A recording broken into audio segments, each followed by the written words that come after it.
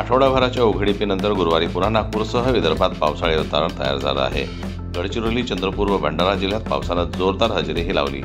पुढचा आठवडाभर संपूर्ण विदर्भात हलका ते मध्यम पाऊस होण्याचा अंदाज हवामान विभागाने दिला आहे। त्यामुळे आठवडाभरापासून छळणाऱ्या उकाड्यापासून नागरिकांना दिलासा मिळेल।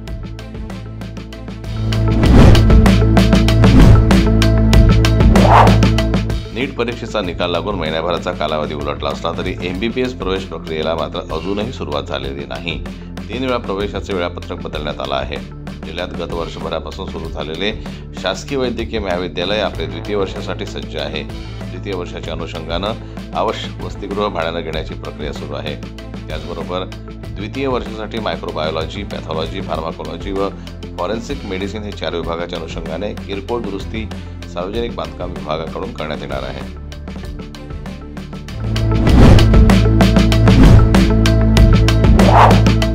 कोचीवाही येथील विविध कार्यकारी सेवा सहकारी संस्थांमध्ये या संस्थेच्या संचालक मंडळात संगनमत करून 4,784.72 क्विंटल धान्याचा गैरव्यवहार करून शासनाची 92,82,356 रुपयांची फसवणूक केल्याचं स्पष्ट झालंय। या प्रकरणी जिल्हा पणन अधिकारी विवेक इंगळे यांनी रावणवाडी पोलीस ठाण्यात तक्रार दाखल केली।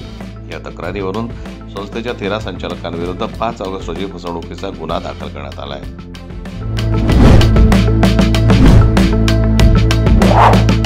भारतीय जनता पार्टीच्या अमरावती नेत्या नवनीत राणा यांना जीवे मारण्याची धमकी देण्यात आल्यानं खळबळ उडाली आहे। धमकी देणाऱ्याने व्हिडिओद्वारे त्यांना धमकी दिली असून त्यामुळे अमरावती पोलीस यंत्रणा खळबळून जागी झाली आहे। पोलिसांनी या प्रकरणाचा सखोल तपास सुरू केला आहे।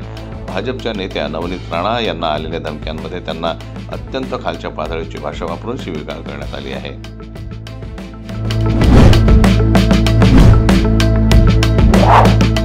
राजकीय वर्तुळातून मोठी बातमी समोर येत आहे। गेल्या काही दिवसांपासून शिवसेना शिंदे गटाचे नेते मंत्री योगेश कदम आणि शिवसेना ठाकरे गटाचे नेते भास्कर जाधव आमने सामने आल्याचं पाहायला मिळत आहे। दोन्हींकडून आरोप प्रत्यारोपाच्या फैरी झळत आहे।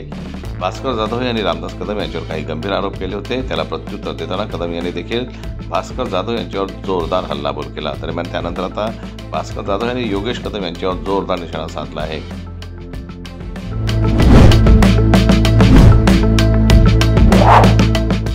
लोकसभेचे विरोधी पक्षनेते राहुल गांधी यांनी दिल्लीत पत्रकार परिषद घेऊन भारतीय निवडणूक आयोगाला थेट आरोपीच्या पिंजऱ्यात उभं केलंय। महाराष्ट्राची विधानसभा निवडणूक तसेच इतर राज्यांच्या निवडणुकीत मोठा घोळ झाला आहे। मतदारांची संख्या वाढवण्यात आली आहे। मतदान संपल्यानंतर अचानक मतदार वाढले। एका मतदाराचे नाव 2 ते 3 राज्यात आहे असे गंभीर आरोप राहुल गांधी यांनी केले। तसेच हा आरोप करताना त्यांनी थेट पुरावेही दिले आहेत। राहुल गांधींच्या या पत्रकार परिषदेनंतर राज्यभरात खळबळ उडाली आहे।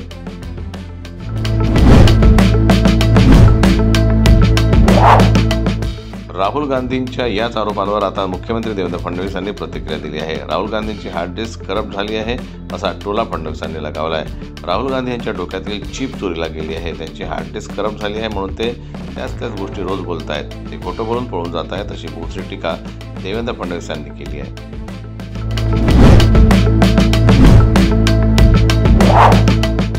मराठी चित्रपट सृष्टीतील अतिशय लोकप्रिय आणि सुंदर अभिनेत्रींच्या यादीतील एक नाव म्हणजे सोनाली कुलकर्णी। तिनं मराठी, हिंदी आणि साऊथ सिनेमांमध्ये सौंदर्य आणि अभिनयानं प्रेक्षकांची मनं जिंकली आहेत। पण एका वेळ अशी होती की जेव्हा सोनालीच्या खासगी आयुष्याच्या जोरदार चर्चा सुरू होत्या।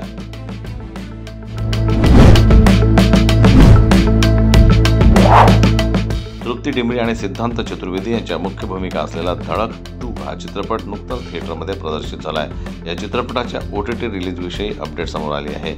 1 ऑगस्ट 2025 रोजी 2 हिंदी चित्रपट थिएटरमध्ये प्रदर्शित झाले। त्यापैकी एक अजय देवगणचा सनम सरदार 2 होता, तर दुसरा चित्रपट अभिनेत्री तृप्ती डिंबळे आणि सिद्धांत चतुर्वेदी यांच्या मुख्य भूमिका असलेला धडक 2 होता।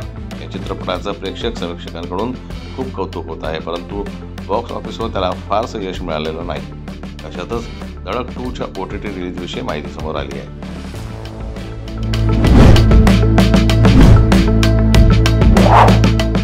सलमान खानचे तसे अनेक जवळचे मित्रमंडळी आहेत।